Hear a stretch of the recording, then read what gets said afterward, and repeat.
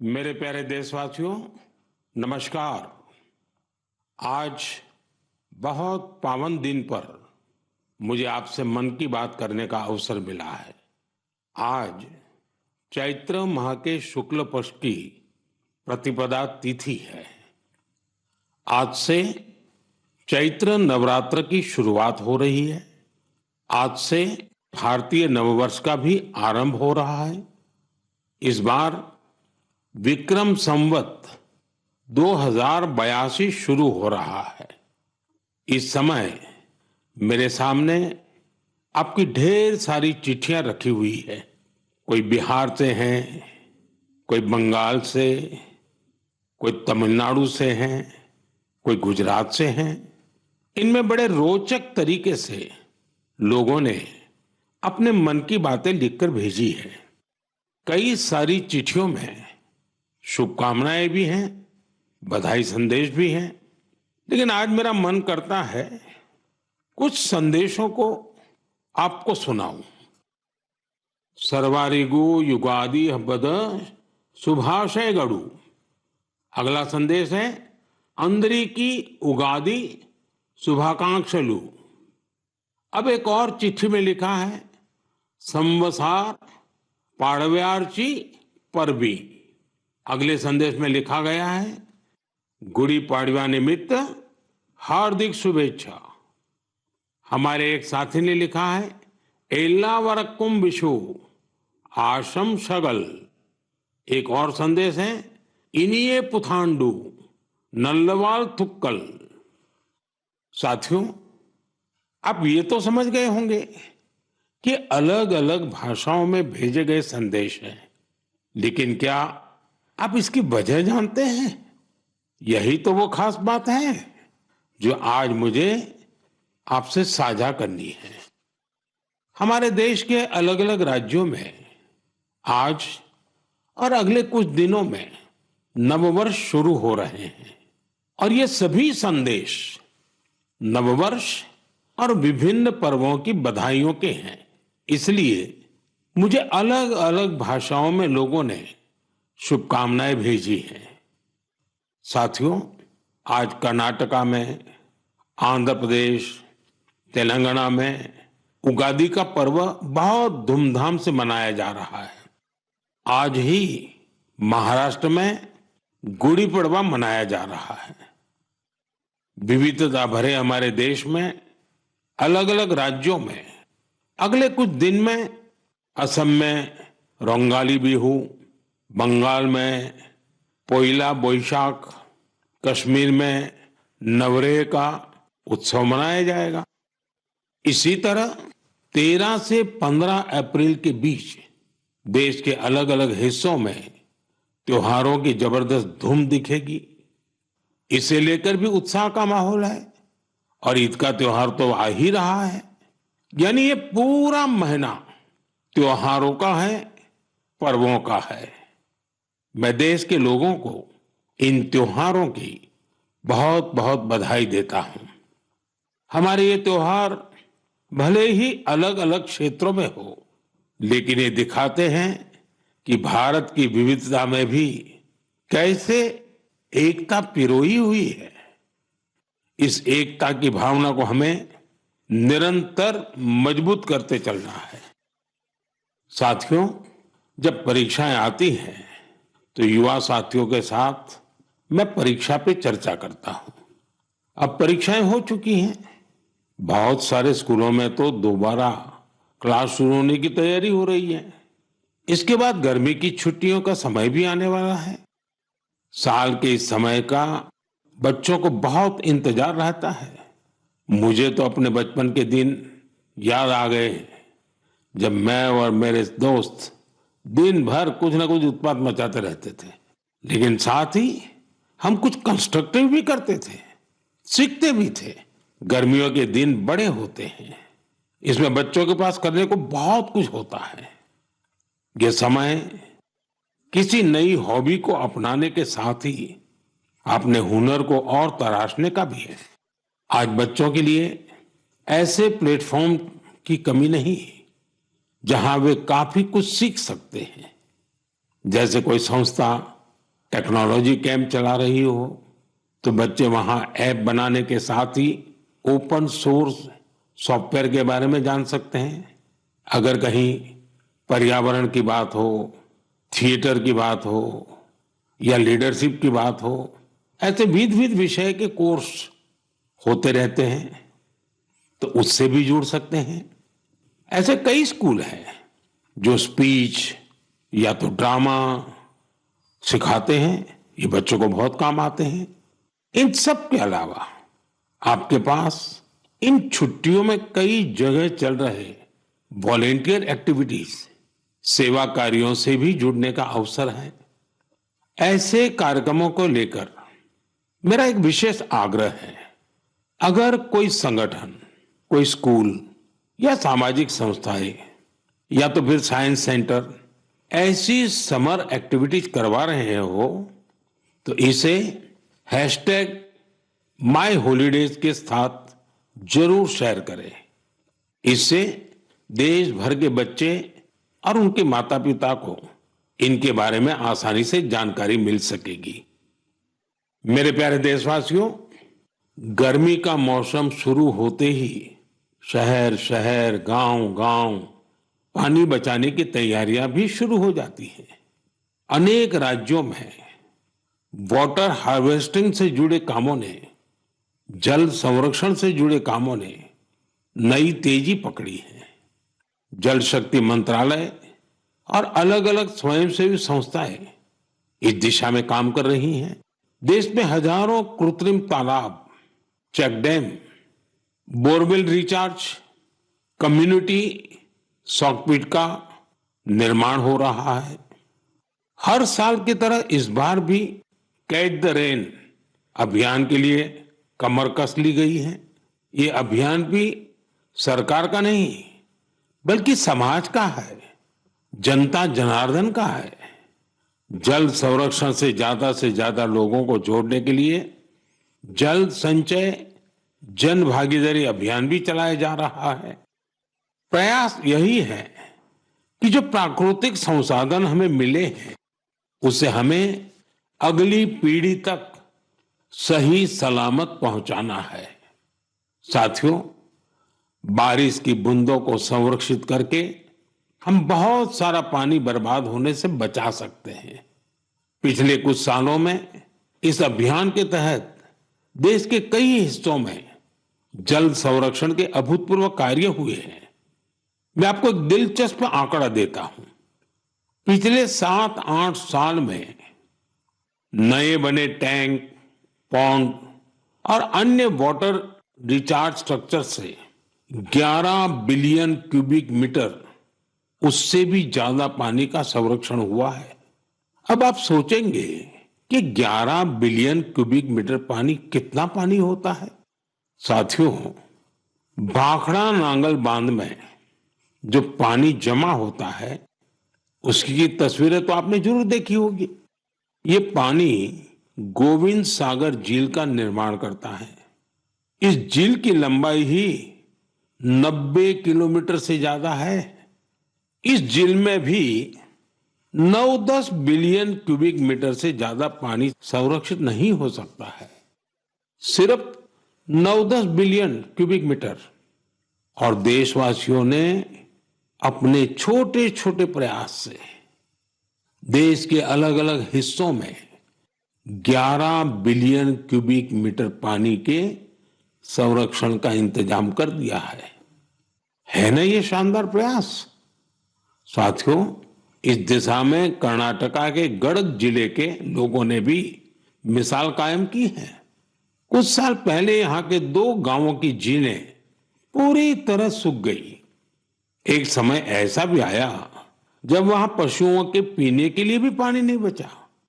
धीरे धीरे झील घास फूस और झाड़ियों से भर गई। लेकिन गांव के कुछ लोगों ने झील को पुनर्जीवित करने का फैसला किया और काम में जुट गए। और कहते हैं ना, जहां चाह वहां राह। गांव के लोगों के प्रयास देखकर आसपास की सामाजिक संस्थाएं भी उनसे जुड़ गई। सब लोगों ने मिलकर कचरा और कीचड़ साफ किया और कुछ समय बाद झील वाली जगह बिल्कुल साफ हो गई। अब लोगों को इंतजार है बारिश के मौसम का। वाकई ये कैच द रेन अभियान का शानदार उदाहरण है। साथियों, आप भी सामुदायिक स्तर पर ऐसे प्रयासों से जुड़ सकते हैं। इस जन आंदोलन को आगे बढ़ाने के लिए आप अभी से योजना जरूर बनाइए। और आपको एक और बात याद रखनी है, हो सके तो गर्मियों में अपने घर के आगे मटके में ठंडा जल जरूर रखिए। घर की छत पर या बरामदे में भी पक्षियों के लिए पानी रखिए। देखिएगा, ये पुण्य कार्य करके आपको कितना अच्छा लगेगा। साथियों, मन की बात में अब बात हौसलों के उड़ान की, चुनौतियों के बावजूद जज्बा दिखाने की। कुछ ही दिन पहले संपन्न हुए खेलो इंडिया पैरा गेम्स में एक बार फिर खिलाड़ियों ने अपनी लगन और प्रतिभा से सबको हैरान कर दिया। इस बार पहले से ज्यादा खिलाड़ियों ने इन खेलों में हिस्सा लिया। इससे पता चलता है कि पैरा स्पोर्ट्स कितना पॉपुलर हो रहा है। मैं खेलो इंडिया पैरा गेम्स में हिस्सा लेने वाले सभी खिलाड़ियों को उनके शानदार प्रयासों के लिए बधाई देता हूं। हरियाणा, तमिलनाडु और यूपी के खिलाड़ियों को पहला, दूसरा और तीसरा स्थान हासिल करने के लिए शुभकामनाएं देता हूं। इन खेलों के दौरान हमारे दिव्यांग खिलाड़ियों ने 18 राष्ट्रीय रिकॉर्ड भी बनाए, जिनमें से 12 तो हमारी महिला खिलाड़ियों के नाम रहे। इस बार के खेलो इंडिया पैरा गेम्स में गोल्ड मेडल जीतने वाले आर्म रेसलर जॉबी मैथ्यू ने मुझे चिट्ठी लिखी है।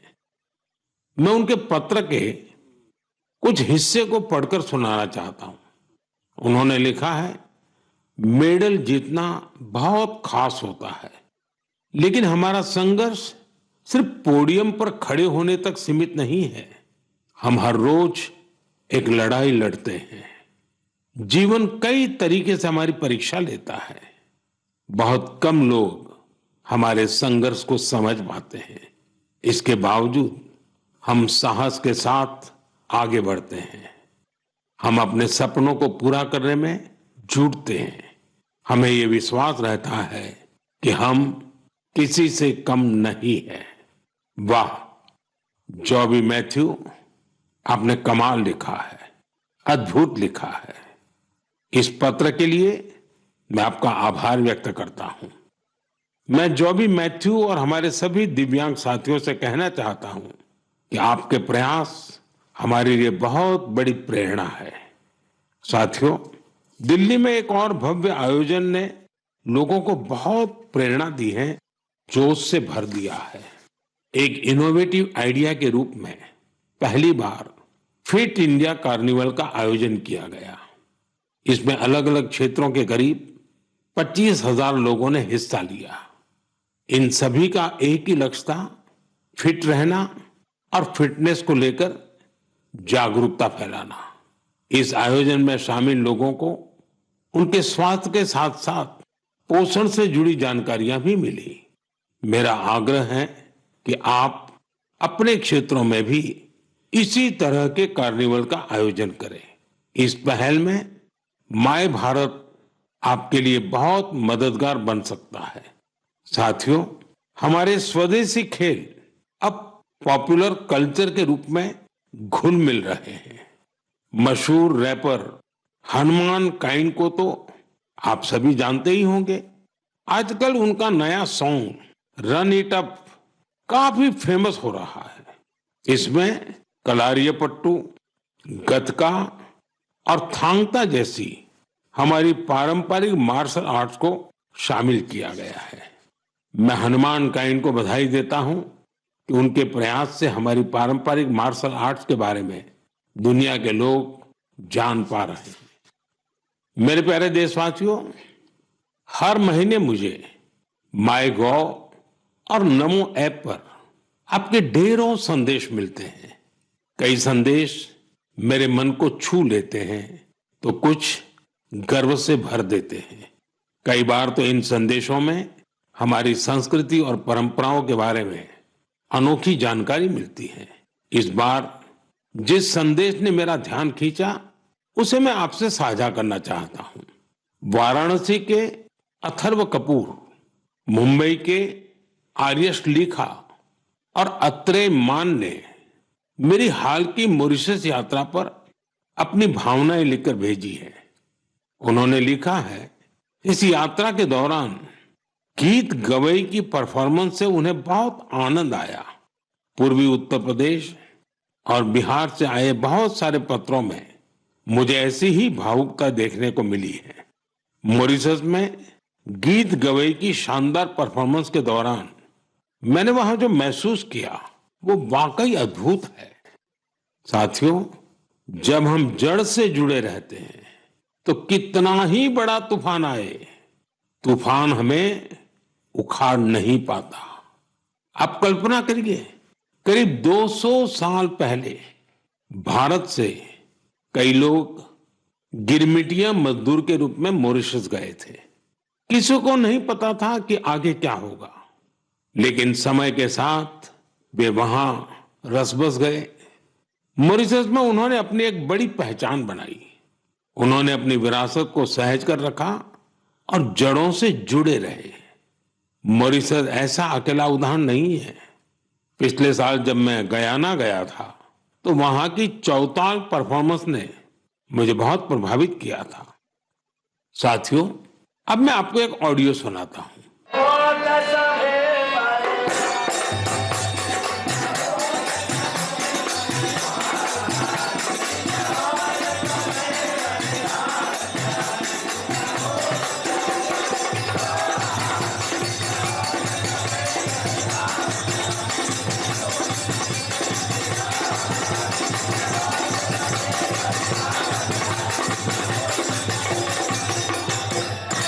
आप जरूर सोच रहे होंगे कि ये तो हमारे देश के किसी हिस्से की बात है, लेकिन आपको यह जानकर हैरानी होगी कि इसका संबंध फिजी से है।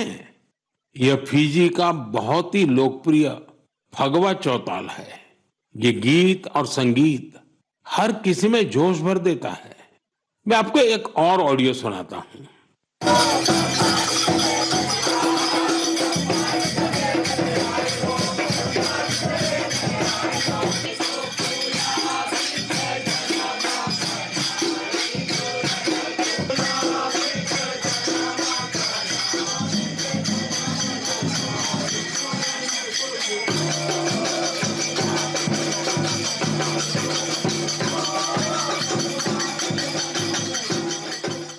ये ऑडियो सूरीनाम का चौताल है। इस कार्यक्रम को टीवी पर देख रहे देशवासी सूरीनाम के राष्ट्रपति और मेरे मित्र चान संतोखी जी को इसका आनंद लेते हुए देख सकते हैं। बैठक और गानों की यह परंपरा त्रिनिदाद एंड टोबैगो में भी खूब लोकप्रिय है। इन सभी देशों में लोग रामायण खूब पढ़ते हैं। यहाँ फगवा बहुत लोकप्रिय है और सभी भारतीय पर्व त्योहार पूरे उत्साह के साथ मनाए जाते हैं। उनके कई गाने भोजपुरी, अवधी या मिश्रित भाषा में होते हैं। कभी कभार ब्रज और मैथिली का भी उपयोग होता है। इन देशों में हमारी परंपराओं को सहेजने वाले सभी लोग सराहना के पात्र हैं। साथियों, दुनिया में ऐसे कई संगठन भी हैं जो वर्षों से भारतीय संस्कृति को संरक्षित करने का कार्य कर रहे हैं। ऐसा ही एक संगठन है Singapore Indian fine arts society. भारतीय नृत्य, संगीत और संस्कृति को संरक्षित करने में जुटे इस संगठन ने अपने गौरवशाली 75 साल पूरे किए हैं। इस अवसर से जुड़े कार्यक्रम में सिंगापुर के राष्ट्रपति श्रीमान Tharman Shanmugaratnam ji guest of honour थे। उन्होंने इस ऑर्गेनाइजेशन के प्रयासों की खूब सराहना की। मैं इस टीम को अपनी ढेर सारी शुभकामनाएं देता हूं। साथियों, मन की बात में हम देशवासियों की उपलब्धियों के साथ ही अक्सर सामाजिक विषयों को भी उठाते हैं। कई बार चुनौतियों पर भी चर्चा होती है। इस बार मन की बात में मैं एक ऐसी चुनौती के बारे में बात करना चाहता हूं जो सीधे हम सबसे जुड़ी हुई है। ये चुनौती है टेक्सटाइल वेस्ट की। आप सोच रहे होंगे ये टेक्सटाइल वेस्ट क्या नई बला आ खड़ी हुई है। दरअसल टेक्सटाइल वेस्ट पूरी दुनिया के लिए नई चिंता की एक बड़ी वजह बन गया है। आजकल दुनिया भर में पुराने कपड़ों को जल्द से जल्द हटाकर नए कपड़े लेने का चलन बढ़ रहा है। क्या आपने सोचा है कि जो पुराने कपड़े आप पहनना छोड़ देते हैं उनका क्या होता है? यही टेक्सटाइल वेस्ट बन जाता है। इस विषय में बहुत सारी ग्लोबल रिसर्च हो रही है। एक रिसर्च में यह सामने आया है सिर्फ 1% से भी कम टेक्सटाइल वेस्ट को नए कपड़ों में रिसाइकिल किया जाता है। 1% से भी कम। भारत दुनिया का तीसरा ऐसा देश है जहां सबसे ज्यादा टेक्सटाइल वेस्ट निकलता है। यानी चुनौती हमारे सामने भी बहुत बड़ी है। लेकिन मुझे खुशी है कि हमारे देश में इस चुनौती से निपटने के लिए कई सराहनीय प्रयास किए जा रहे हैं। कई भारतीय स्टार्टअप्स ने टेक्सटाइल रिकवरी फैसिलिटीज पर काम शुरू किया है। कई ऐसी टीमें हैं जो कचरा बीनने वाले हमारे भाई बहनों के सशक्तिकरण के लिए भी काम कर रही हैं। कई युवा साथी सस्टेनेबल फैशन के प्रयासों में जुड़े हैं।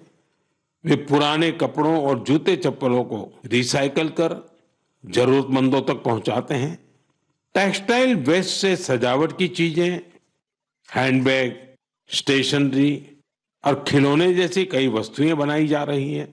कई संस्थाएं आजकल सर्कुलर फैशन ब्रांड को पॉपुलर बनाने में जुटी हैं। नए नए रेंटल प्लेटफॉर्म भी खुल रहे हैं जहां डिजाइनर कपड़े किराए पर मिल जाते हैं। कुछ संस्थाएं पुराने कपड़े लेकर उसे दोबारा उपयोग करने लायक बनाती हैं और गरीबों तक पहुंचाती हैं। साथियों, टेक्सटाइल वेस्ट से निपटने में कुछ शहर भी अपनी नई पहचान बना रहे हैं। हरियाणा का पानीपत टेक्सटाइल रिसाइकलिंग के ग्लोबल हब के रूप में उभर रहा है। बेंगलुरु भी इनोवेटिव टेक्स सॉल्यूशंस से अपनी एक अलग पहचान बना रहा है। यहां आधे से ज्यादा टेक्सटाइल वेस्ट को जमा किया जाता है, जो हमारे दूसरे शहरों के लिए भी एक मिसाल है। इसी प्रकार तमिलनाडु का तिरुपुर वेस्ट वाटर ट्रीटमेंट और रिन्यूएबल एनर्जी के माध्यम से टेक्सटाइल वेस्ट मैनेजमेंट में जुटा हुआ है। मेरे प्यारे देशवासियों, आज फिटनेस के साथ साथ काउंट का बड़ा रोल हो गया है। एक दिन में कितने स्टेप्स चले इसका काउंट, एक दिन में कितनी कैलोरीज खाई इसका काउंट, कितनी कैलोरीज बर्न की इसका काउंट। इतने सारे काउंट्स के बीच एक और काउंटडाउन शुरू होने वाला है, इंटरनेशनल योगा डे का काउंटडाउन। योग दिवस में अब 100 दिन से भी कम समय रह गया है। अगर आपने अपने जीवन में अब तक योगा को शामिल नहीं किया है तो अब जरूर कर लीजिए, अभी देर नहीं हुई है।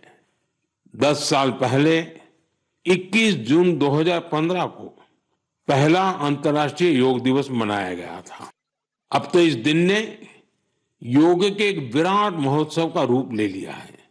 मानवता को भारत की ओर से यह एक ऐसा अनमोल उपहार है जो भविष्य की पीढ़ी के बहुत काम आने वाला है। साल 2025 के योग दिवस की थीम रखी गई है, yoga for one earth one health.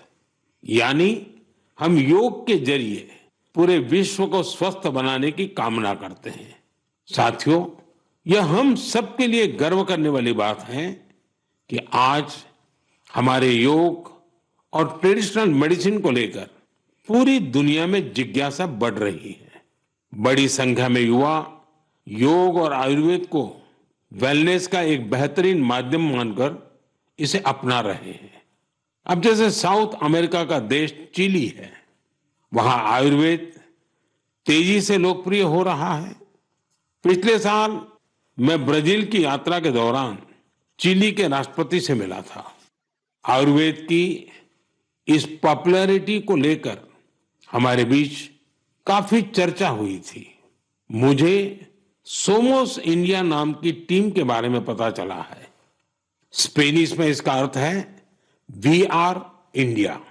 यह टीम करीब एक दशक से योग और आयुर्वेद को बढ़ावा देने में जुटी है। उनका फोकस ट्रीटमेंट के साथ साथ एजुकेशनल प्रोग्राम्स पर भी है।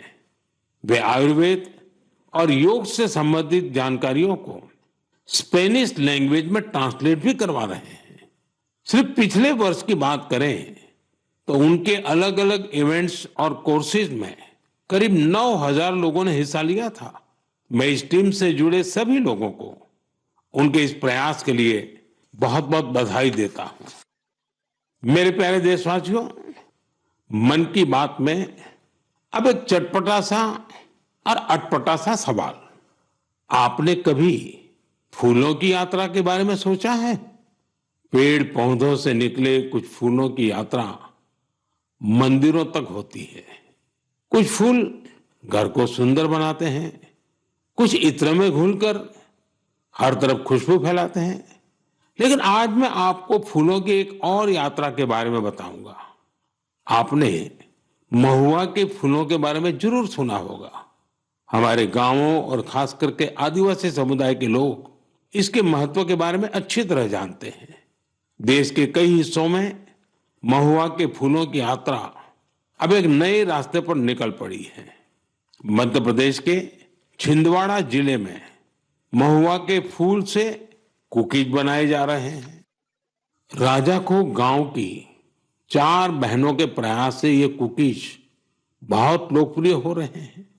इन महिलाओं का जज्बा देखकर एक बड़ी कंपनी ने इन्हें फैक्ट्री में काम करने की ट्रेनिंग दी।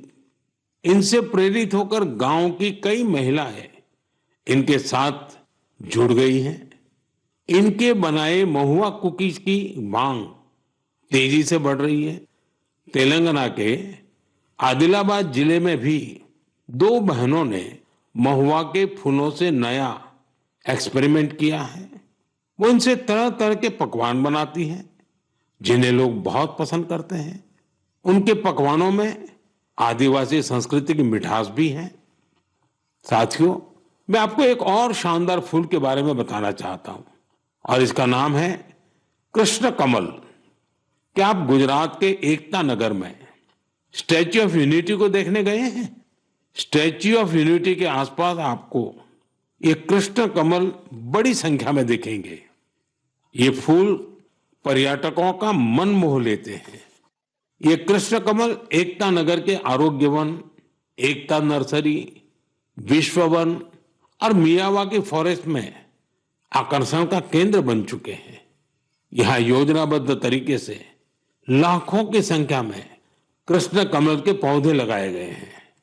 आप भी अपने आसपास देखेंगे तो आपको फूलों की दिलचस्प यात्राएं दिखेगी। आप अपने क्षेत्र में फूलों की ऐसी अनोखी यात्रा के बारे में मुझे भी लिखिएगा। मेरे प्यारे साथियों, आप मुझे हमेशा की तरह अपने विचार, अनुभव और जानकारियां साझा करते रहें। हो सकता है आपके आसपास कुछ ऐसा हो रहा हो जो सामान्य लगे, लेकिन दूसरों के लिए वो विषय बहुत रोचक और नया होगा। अगले महीने हम फिर मिलेंगे और देशवासियों की उन बातों की चर्चा करेंगे जो हमें प्रेरणा से भर देती हैं। आप सबका बहुत बहुत धन्यवाद। नमस्कार।